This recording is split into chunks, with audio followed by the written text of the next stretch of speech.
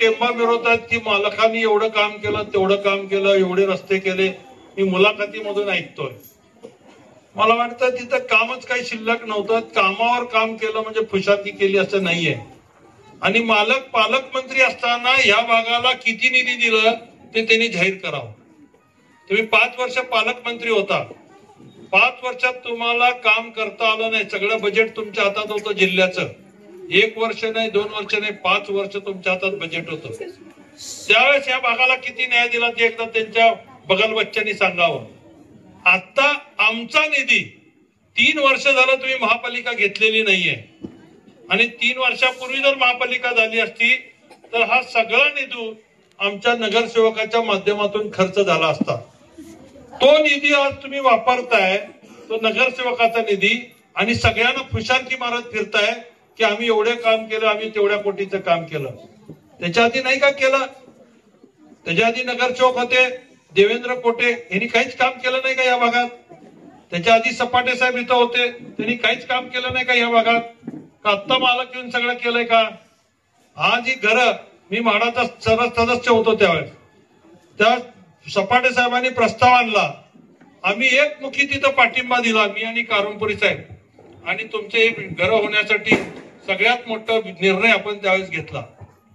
आणि असं एक नाही, सपाटे साहेबांनी सुद्धा जसं तुमच्यासाठी काम केलं. तुम्हाला झोपडीतून आज पक्क्या घरामध्ये आणलं.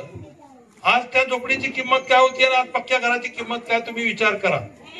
तुमची पत वाढवली का नाही सपाटे साहेबांमुळं? हे सगळं आपण विसरणार आहोत का? कुठं तरी कालचा आलेला शेपडा पोरगा उठतंय आणि म्हणतंय मी असं केलो आणि मी तसं केलो. अरे तुझं उगम आमच्याकडनं कोटेपासून आहे आणि तुझी समाप्ती सुद्धा कोटेच करणार आहे, काळजी करू नको. त्यामुळे अधिक बोलण्याची गरज नाही. त्यांनी काय असं वाटायला लागलं की जसं काय मुख्यमंत्री त्यांनी आहे. आणि अशा पद्धतीचा टेंबा सध्या मिरवा लागल्यात. फक्त अजून 8 दिवस आहे. 8 दिवसानंतर सत्ता महाविकास आघाडीचीच होणार आहे आणि त्यामुळे गाठ आपल्या सगळ्याशीच परत राहणार आहे. एवढं आवर्जून या ठिकाणी सांगतो. आणि अधिक न बोलता अजून या ठिकाणी 10च्या आत जवळजवळ 7 कार्यक्रम पूर्ण करायचे आहेत. आणि त्यामुळे सगळीकडे जाणं किती अवघड आहे तुम्ही समजू शकता. त्यामुळे मी इथं यायला थोडस उशीर झाला, तुम्हाला बराच वेळ थांबावं लागलं, त्याबद्दल तुमची दिलगिरी व्यक्त करतो. परंतु कार्यक्रम एवढे सगळ्यांना वाटतं की मी सगळीकडे यावं, पण उमेदवार म्हणून सगळीकडे पोहोचणं शक्य नाही. 5 लाख पॉप्युलेशन आपल्या या भागाचं आहे, उत्तर मतदारसंघाचं 3.5 लाख मतदान आहे.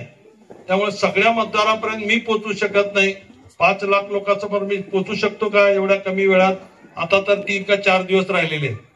या 4 दिवसात मी पोहोचू शकत नाही. मी आलेल्या सगळ्या आमच्या भगिनी असतील, आमचे बंधू असतील, त्यांना विनंती करतो की माझ्या वतीने आता हे 4 दिवस तुम्ही काम करा. तुमच्यासाठी पुढचे 5 वर्ष मी तुमच्यासाठी ज्या पद्धतीने बीडी घरकुलला न्याय दिला, ज्या पद्धतीने सपाटे साहेबांनी तुमच्या कच्च्या घरातून पक्क्या घरात आणण्याचं काम केलं, तसं सगळ्या उत्तर सोलापूरच्या लोकांच्या इथल्या ज्या झोपड्या आहेत ते काढून पक्के भरं बांधण्यासाठी मी कटिबद्ध राहीन एवढं सांगतो. महिलांसाठी विशेषतः आमच्या मी ज्या भागातून निवडून जातो ते बीडी घरकुल भाग, आज बिड्या कमी होत चाललेल्या आहेत. त्यामुळे त्यांचं जे घर चालत होतं ते बिडीवर चालत होतं. त्यामुळे त्यांच्यासाठी मी योजना करत असताना उत्तर सोलापूरमध्ये सुद्धा ती योजना पूर्ण करणार आहे. जवळजवळ 3000 मशीन त्या ठिकाणी मी आणण्याचा, 3000 मशीन प्रत्येक वस्तीमध्ये 5-5, 10-10 मशीन बसवून त्या ठिकाणी 3000 मशीनचं नेटवर्क या उत्तर सोलापूरमध्ये बसवणार आहे. आणि त्याच्या माध्यमातून लोकांना, महिलांना घर बसल्या काम देण्याच्या दृष्टीने माझं प्रयत्न राहणार आहे. याशिवाय बरेचशा योजना आहेत. जसं आपल्या युवक आज सोलापूर सोडून बाहेर चालले, त्यांच्यासाठी IT पार्क असेल, वेगवेगळे उद्योग असतील, हे सक्षमीकरण करण्याचं जरूर लावणार आहे. हो, तुम्ही 20 वर्ष त्यांना संधी दिली, त्यांनी काही केलं नाही, जे तुम्ही साक्षीदार आहात.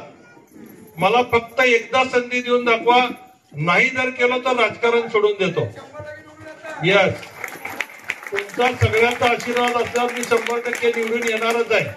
त्यामुळे तुम्ही मला एकदा काम करायची संधी द्याल अशी अपेक्षा करतो. जास्त बोलत नाही, बोलण्यासारखं भरपूर जरी असलं पण तुम्ही सगळे समजदार आहात. आणि आपल्या भागात मॅक्झिमम वारकरी लोक आहेत ना वारकरी. वारकरी सगळे एकमेकाला भेटल्यावर काय म्हणतात? रामकृष्ण हरी. मग तुम्ही घरात नाही निघताना रामकृष्ण हरी म्हणा आणि मशीनच्या तिथं जाऊन म्हणा वाजवा तुतारी आणि तुतारीचं बटन दाबा. एवढं आपल्याला विनंती करतो आणि अधिक न बोलता मनापासून सगळ्यांना शुभेच्छा देतो. निश्चित तुमच्या मताशी प्रामाणिक राहील, तुमच्या मताशी गद्दारी करणार नाही एवढी हमी या निमित्ताने देऊन